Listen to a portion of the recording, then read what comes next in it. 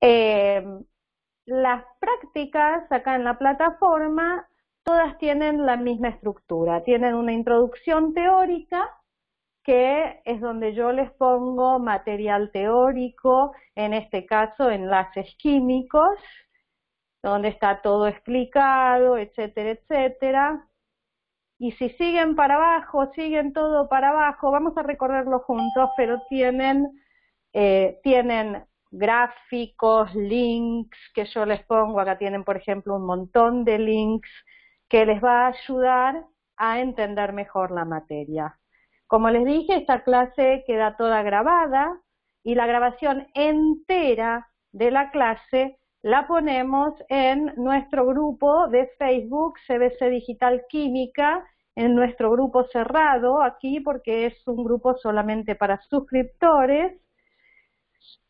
A veces pongo chistes como estas cosas, pero también tienen la clase acá grabada y ustedes pueden en los comentarios aquí hacer preguntas.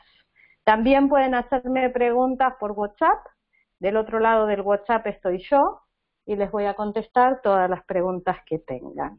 Bien, ¿alguna pregunta ahora respecto de CBC Digital antes de meternos sí ya de lleno con la práctica 4?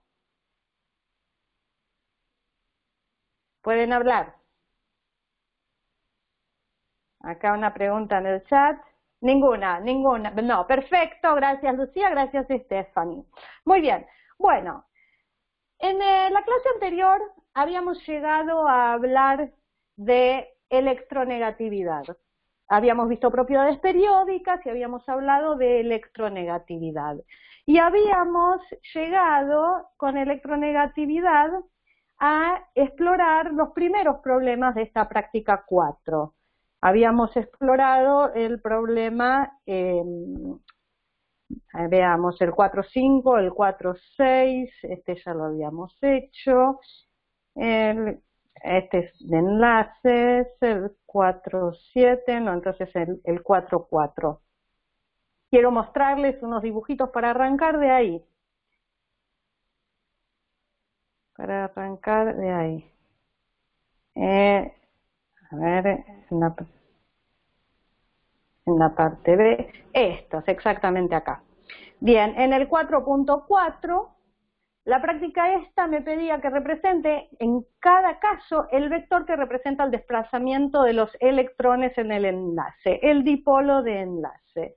Entonces yo les había marcado que cuando tienen un enlace, un carbono-cloro, por ejemplo, o un nitrógeno-oxígeno, tienen que buscar al elemento menos electronegativo, en este caso el nitrógeno, en este caso el azufre, en este caso el carbono, y el vector, el momento dipolar de enlace. Repitan esa palabra, momento dipolar de enlace. ¿Sí? La voy a escribir en el pizarrón. Acá. Esta palabra es importante, momento dipolar de enlace. Es importante porque me habla del enlace, nada más. Me habla de los dos átomos que están uniéndose. Y eso lo tienen que tener muy claro cuando después hablemos de moléculas polares.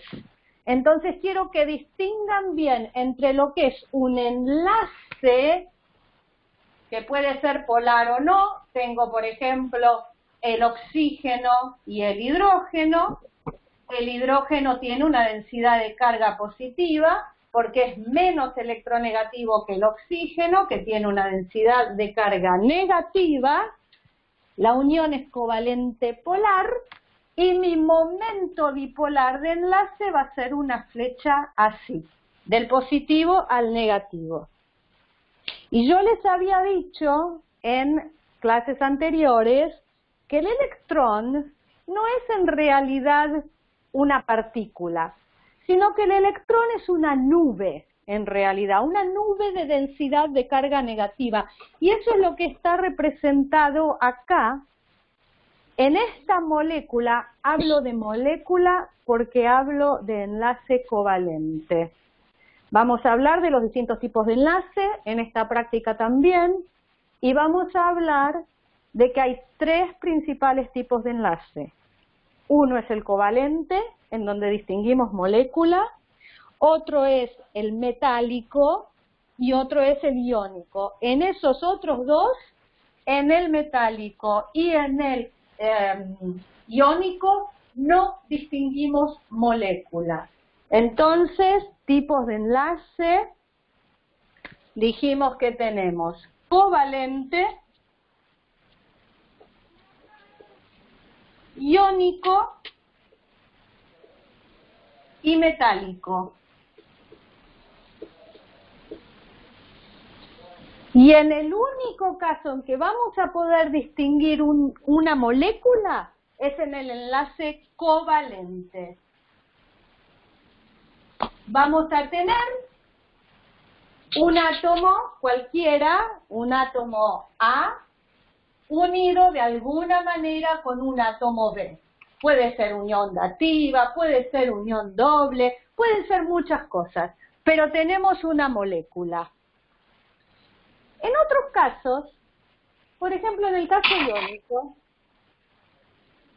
cuando se van a unir dos elementos que tienen mucha diferencia de electronegatividad, mucha, uno de los átomos, el más electronegativo, logra arrancarle un electrón al átomo electropositivo. ¿Se acuerdan la clase pasada que vimos los átomos más electronegativos? Vimos la tabla periódica, esta que les estoy mostrando acá, más colorida. Y en esta tabla periódica, ¿quién me puede decir cuál es el elemento más electronegativo?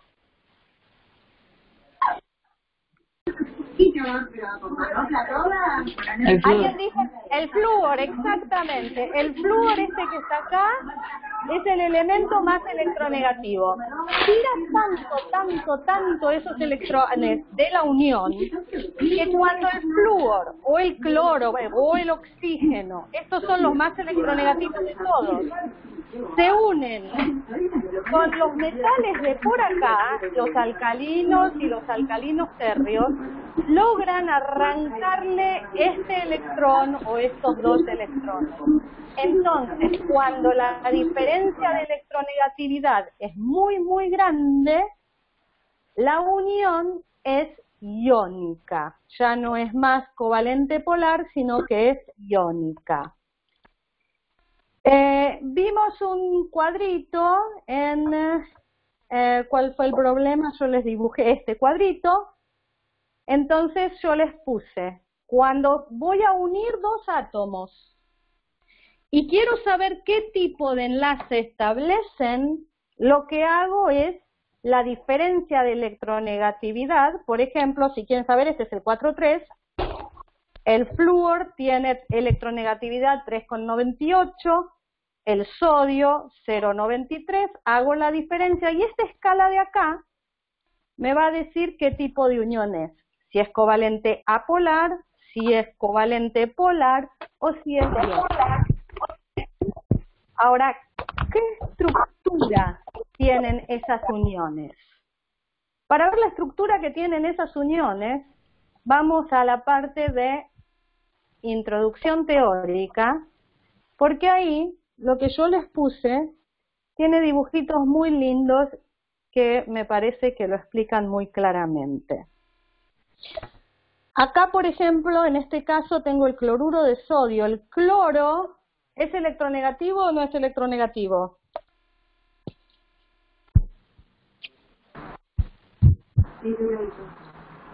Acuérdense, los electronegativos, el cloro está acá. ¿Qué les parece? ¿Es electronegativo o no? Sí, es electronegativo. Muy electronegativo. Acuérdense que yo les había dicho, voy a silenciar a Gabriela y a Stephanie. Acuérdense que yo les había dicho esta palabra Focken. El más electronegativo, el flúor, oxígeno, cloro y nitrógeno. Focken. Entonces, el cloro es muy electronegativo, el cloro es muy electropositivo, el cloro entonces de hecho le arrancó ese electrón al sodio y formó aquí una unión iónica. Esta unión iónica, este cloro, no solamente interactúa con este sodio, sino que establece toda una red, a ver si la tengo acá, no la tengo acá, la voy a dibujar, establece toda una red tridimensional donde tengo, si yo tengo un pedazo de sal, cloruro de sodio es la sal común de mesa,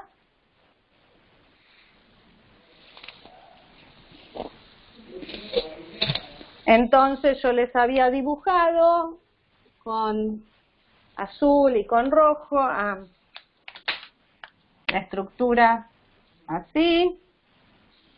Entonces yo les había dicho que yo tenía, por ejemplo, un cloro aquí, otro cloro acá, otro cloro acá, otro cloro acá, otro aquí, donde dice, otro acá, y los sodios en las otras intersecciones imaginarias. Esto es un cristal. Imagínense que los verdes son sodios. Entonces, yo no puedo pensar que este sodio, este de acá, solo interactúa con este cloro.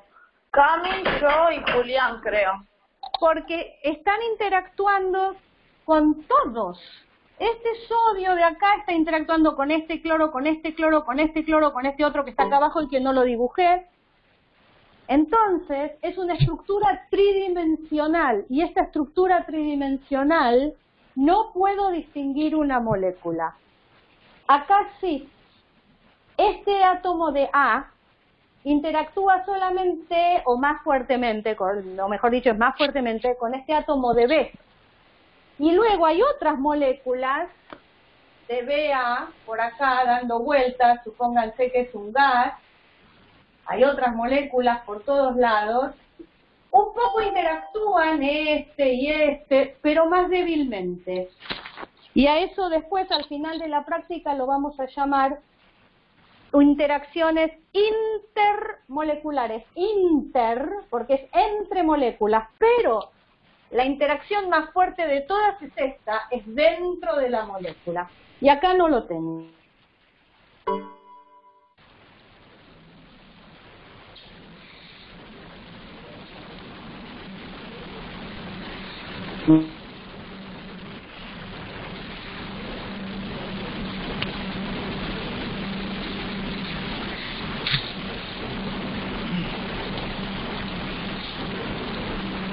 Estábamos hablando de las tres uniones, la covalente, la iónica y la metálica, que son bien distintas, bien distintas. Entonces dijimos que solo en la covalente tengo una molécula, en la iónica tengo una estructura cristalina y la llamo no molécula, sino que a la fórmula esa, si yo por ejemplo tengo la fórmula mínima, cloruro de sodio, por ejemplo, a eso lo llamo unidad funcional. No es una molécula porque es simplemente una imagen que yo tengo, una fórmula mínima funcional para representar a este cristal. Y finalmente tengo la unión metálica. Ahora, la práctica, al final de la práctica les van a preguntar propiedades de cada una de estas. ¿Cuál es más fuerte? ¿Cuál es más débil? ¿Cuál de los compuestos iónico, covalente o metálico conduce, por ejemplo, la corriente eléctrica en estado sólido, en estado líquido? Y yo quiero que ustedes tengan estas imágenes y que me digan, por ejemplo, ¿cuál les parece que va a ser la más fuerte de todas? ¿Cuál de estas uniones va a ser la más fuerte? La covalente. Judy. Sí, exactamente. En estado líquido, esta estructura rígida sí va a empezar a moverse, sí voy a tener movimiento de electrones, de núcleos, de aniones. En estado líquido los compuestos iónicos conducen, pero en estado sólido no. ¿Qué pasa? ¿Qué pasa cuando tengo un metal? En este metal, en estado líquido y en estado sólido, ¿hay conducción de electricidad o no? Sí, hay. ¡Ay, exactamente, Gabriela! Muy bien. Hay conducción en estado líquido y en estado sólido, porque tengo cargas móviles en todo momento. Entonces, esto, chicos, es una pregunta de parcial. Les van a preguntar, por ejemplo, que tienen un compuesto que conduce o no conduce la corriente eléctrica en estado líquido o en estado sólido. Y ustedes van a tener que identificar si es un compuesto iónico o si es un compuesto metálico. ¿Estamos? Preguntas hasta aquí de estos tres tipos de uniones. Pueden desilenciarse y hacerme las preguntas hablando o pueden hacerme las preguntas en el chat, como quieran.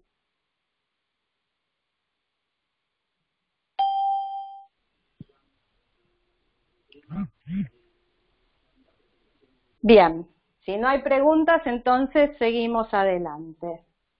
Bien, vamos entonces a hablar de uniones covalentes primeramente. Después vamos a ver estas otras. ¿Cómo se unen los elementos, los átomos, para establecer estas uniones covalentes? De compartir el octeto, el compartir electrones para formar un octeto. No siempre logran formar el octeto. Hay elementos, como son los elementos del boro, el carbono, que están bastante lejos del octeto. Están bastante lejos de estos de acá. ¿Puede repetir? Sí, cómo no, Lorena, voy a repetir. Estoy diciendo que hay elementos como el boro, el carbono, el nitrógeno, que hay veces que no completan el octeto. ¿Por qué? Porque estos elementos que ahora les estoy mostrando, el boro, el carbono, el nitrógeno un poco, están lejos de los gases nobles.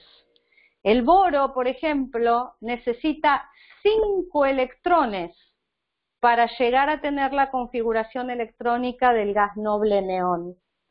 Y a veces no los puede recibir. Tienen ejemplos en el ejercicio 4.8 de la guía, donde el boro no llega a completar el octeto. Hay otros elementos, como el azufre, que tienen orbitales d, porque están en el período 3, y en el período 3 empiezo a tener orbitales d. Acuérdense que estos de acá, del bloque D, son en realidad los 3D.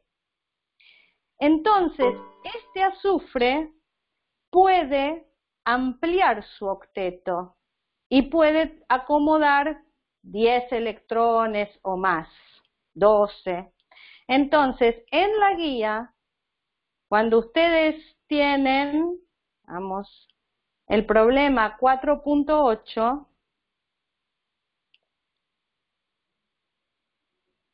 vamos a la guía, problema 4.8.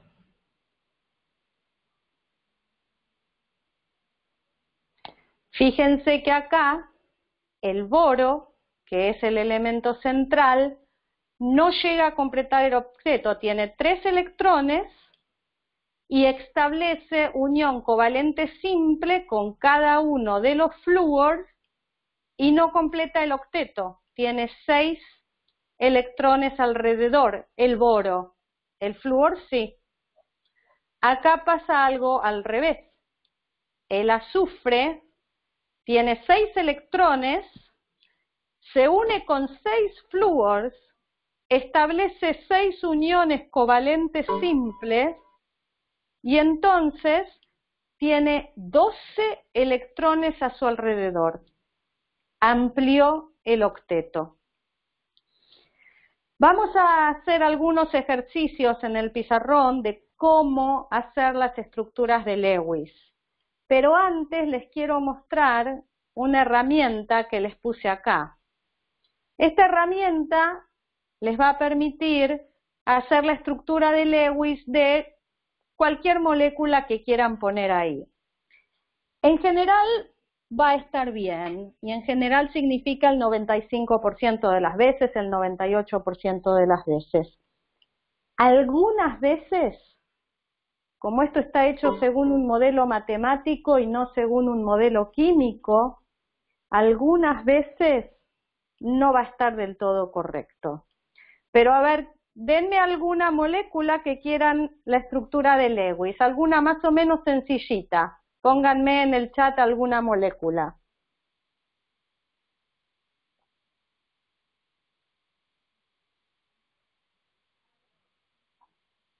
¿Algún voluntario que me diga una molécula?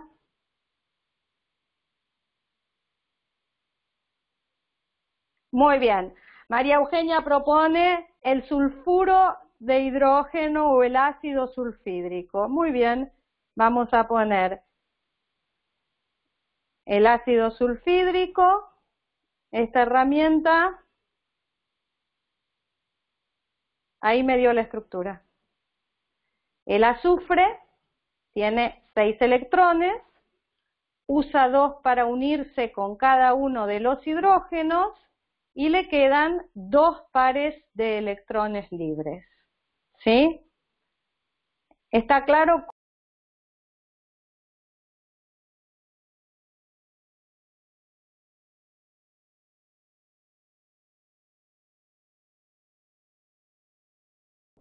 Suscribirte a CBC Digital es muy fácil. En la barra de dirección de tu navegador pones cbcdigital.com.ar y te aparece la plataforma. Al iniciar sesión, lo primero que tenés que hacer es registrarte, así la plataforma sabe quién sos. Pones registrarte, aquí pones tu nombre, pones luego tu apellido y pones tu email.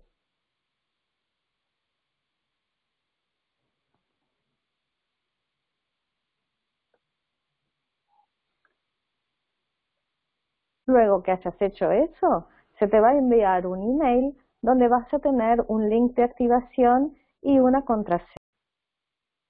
Aquí está el email. Cuidado que a veces puede ir al correo basura. Tenés que en todo caso ir a buscarlo el correo basura acá, en spam.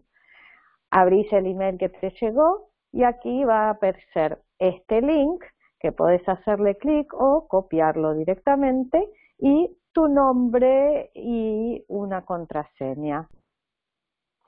Aquí haces clic en el link de activación y también podés copiar el password que te dieron. Haciendo clic en el link de activación directamente te lleva a la plataforma. Aquí pones la contraseña esa que te dieron y elegís otra contraseña.